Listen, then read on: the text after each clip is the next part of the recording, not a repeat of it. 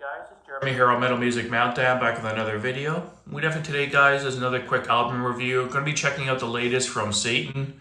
Really good band from the new wave of British heavy metal. This is their 7th studio album entitled Songs in Crimson. They started back in the early 80s. I think they actually formed in 79 technically. But their first album, Court in the Act, was an all-time classic from the scene. They put out another album in 87 and they kind of just disappeared until 2013, where they had a kind of reunion and put out some new albums. And they've been putting out banger after banger. They put out 5 albums since reuniting, and everyone's been a banger. So this has got 10 tracks in total, guys, just over 44 minutes in length, and really good album.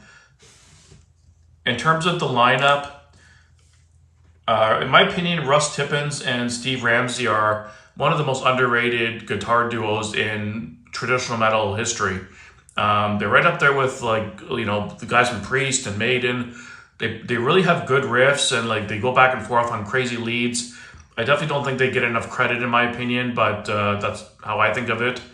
Brian Ross on vocals has a really unique voice, very distinctive, doesn't really sound like anyone else, which is really cool. But this is another banger album. It captures that old 80s traditional metal, new wave of British heavy metal sound with a little bit of a modern twist. Really good stuff, some proggy elements there, but just some good rockin' songs. The opening track, Frantic Zero, was pretty good. It wasn't crazy, but the vocal delivery on that one quite as much, but the riffs were killer, and really good tune, really rockin' and not aggressive per se, but just a good traditional metal song. Overall, I think the second half of the album was a little bit more stronger. My standout tracks overall for the album were Martyrdom, number 5, the single Turn the Tide, Captives might be my favorite song on the album, and then Curse in Disguise was a really good tune as well. I found those 4 songs especially just to be more rockin' and kind of straightforward rockers. I love the riffs in them, especially on Captives. Had this really, really catchy riff and just a rockin' riff. Didn't really get you headbanging, but it had like a really kind of groove to it, and just a really good rocker. Really good song. Whore of Babylon was really good too. Nice grimy little song with some good guitar riffs on that one as well. Overall, really solid stuff. Good production.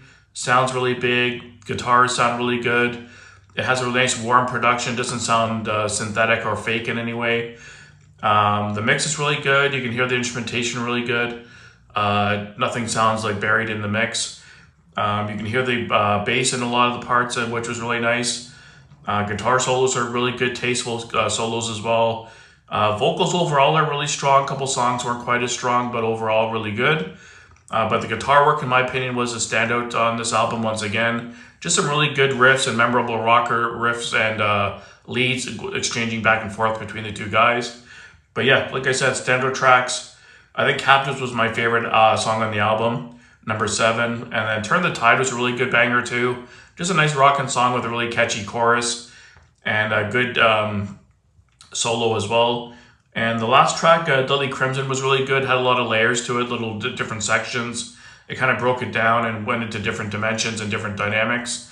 I like that song, had a little bit more flavor to it. But overall, a really solid album. I'd probably give it a solid, I'd give it a 7.75. Maybe an 8. It's right on that cusp. But really solid album. Wasn't disappointed. It's what I expected. Just continuing another banger from these guys. Let me know down below what you thought of the album. Definitely worth picking up on physical copy, in my opinion. So thanks for watching, guys. Next week, I'll be reviewing the new Bewitcher, I think comes out next Friday. Super pumped for that one. This late in the year, it's just crazy how many great albums are still coming out. Next month, we got Opeth. And there's like Jerry Cantrell should be a pretty good album. Just some big bangers still coming out. So thanks for watching, guys. Stay tuned for more great content, and keep it metal.